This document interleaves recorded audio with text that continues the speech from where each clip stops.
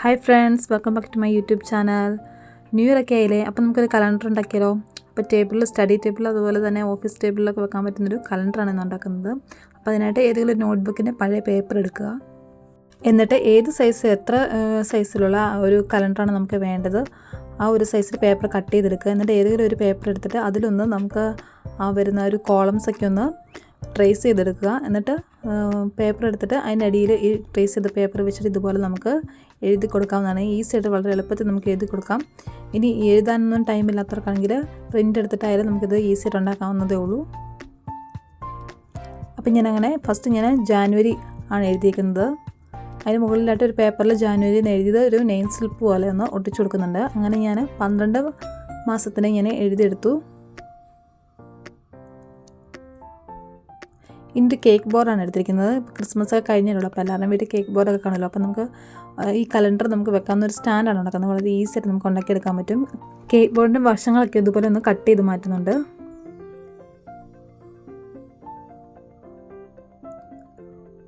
ഇനി അതിൻ്റെ ഒരു അടിഭാഗത്ത് ഇതുപോലെ പൊങ്ങി നിൽക്കുന്ന ഭാഗമൊക്കെ ഒന്ന് ഗ്ലൂ ഗൺ വെച്ചിട്ടൊന്ന് ഒട്ടിച്ചു കൊടുക്കുന്നുണ്ട്. ഇതിന് പകരം ഫെവിക്കോൾ യൂസ് ചെയ്താൽ മതി.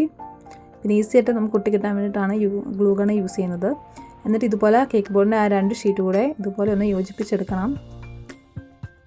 ഇതിനിടയ്ക്ക് ഞാൻ കലണ്ടറൊക്കെ ഒന്ന് വെച്ച് നോക്കുന്നുണ്ട്, സൈസ് കറക്റ്റാണെന്നൊക്കെ. ഗ്ലൂ ഗൺ വെച്ചിട്ട് അത് 2 ഷീറ്റ് കൂടെ ഒന്ന് യോജിപ്പിച്ചെടുത്തിട്ടുണ്ട്. എന്നിട്ട് അടിവശത്തായിട്ട് ഒരു ചെറിയൊരു പീസ് കൂടെ വെച്ച് കൊടുത്തു, ഒരു ഉറപ്പിന് വേണ്ടിയിട്ട്. ഇനി നമുക്ക് ബ്ലാക്ക് അക്രിലിക് പെയിൻ്റാണ് വേണ്ടത്.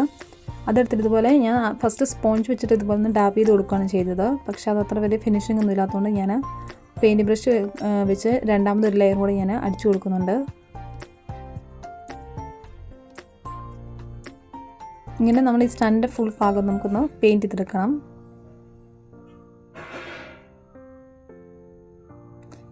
അങ്ങനെ ഞാൻ ഫുള്ള് പെയിൻറ്റ് ചെയ്തിട്ട് വെയിലത്ത് വെച്ച് ഉണക്കിയെടുത്തു. ഇപ്പോൾ നല്ല ചൂടുള്ള സമയമൊക്കെ ആയതുകൊണ്ട് പെട്ടെന്ന് തന്നെ ഉണങ്ങി കിട്ടി. ഇനി ഇതുപോലെ ഒരു കട്ടിയുള്ളൊരു കാർഡ്ബോർഡ് പീസാണ് എടുക്കേണ്ടത്. നമുക്ക് സ്റ്റാൻഡിലോട്ട് കലണ്ടർ വെക്കാനായിട്ടുള്ളൊരു ചെറിയൊരു ഹോൾഡറാണ് നമ്മൾ ഉണ്ടാക്കിയെടുക്കുന്നത്. കുറച്ച് കട്ടിയുള്ള ഏതെങ്കിലും ഒരു പേപ്പർ നമ്മൾ എടുത്താൽ മതി. എന്നിട്ട് ഇതുപോലെ ഒന്ന് വരച്ചെടുത്ത് കറക്റ്റ് അളവാണെന്നൊക്കെ നോക്കി ഒന്ന് കട്ട് ചെയ്തെടുക്കണം. അപ്പോൾ ഈ ഒരു ഷേപ്പിലാണ് ഞാൻ കട്ട് ചെയ്തെടുത്തിരിക്കുന്നത്.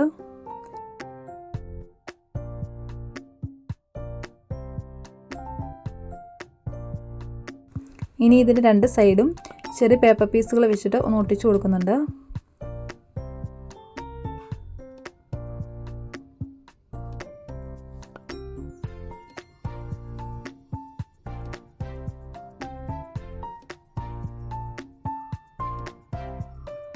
അങ്ങനെ നമ്മൾ ആ ഒരു കലണ്ടർ ഹോൾഡ് ചെയ്ത് വെക്കേണ്ട ആ ഒരു ഭാഗം നമ്മൾ ഒട്ടിച്ചെടുത്തു. ഇനി ആ ഒട്ടിച്ച ഒരു ഭാഗമാണെങ്കിൽ മാസ്ക് ടേപ്പ് വെച്ചിട്ടൊന്ന് കവർ ചെയ്തെടുക്കുന്നുണ്ട്. നല്ലൊരു ഫിനിഷിങ് കിട്ടാൻ വേണ്ടിയിട്ടാണ് അങ്ങനെ കവർ ചെയ്തെടുക്കുന്നത്. ഇനി ഇത് നമ്മളൊന്ന് വെച്ച് നോക്കുന്നുണ്ട്. അപ്പോൾ അത് കറക്റ്റ് സൈസ് തന്നെയാണ് ഉണ്ടാക്കിയെടുത്തിരിക്കുന്നത്. പക്ഷേ ആ ഒരു ഫ്രണ്ടിലത്തെ ഒരു ഗ്യാപ്പ് ഞാൻ ഇച്ചിരൂടെ ഒന്ന് കൂട്ടിയെടുത്ത് ഒന്ന് കട്ട് ചെയ്തെടുക്കുന്നുണ്ട്.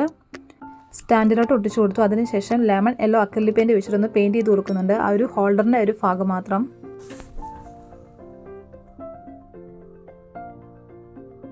ഈ ചെറിയൊരു കാർഡ്ബോർഡ് പീസ് എടുത്തിട്ട് ഇതുപോലെ മെറ്റാലിക് ഗോൾഡ് വെച്ചിട്ട് ഒന്ന് 2025 ഒന്ന് എഴുതിയെടുക്കുന്നുണ്ട്. എന്നിട്ട് റെഡ് പെർമനൻറ്റ് മാർക്കർ വെച്ചിട്ടൊന്ന് ഔട്ട്ലൈൻ കൊടുക്കുന്നുണ്ട്. എന്നിട്ട് ഇത് നമുക്കിതൊന്ന് കട്ട് ചെയ്തെടുക്കണം.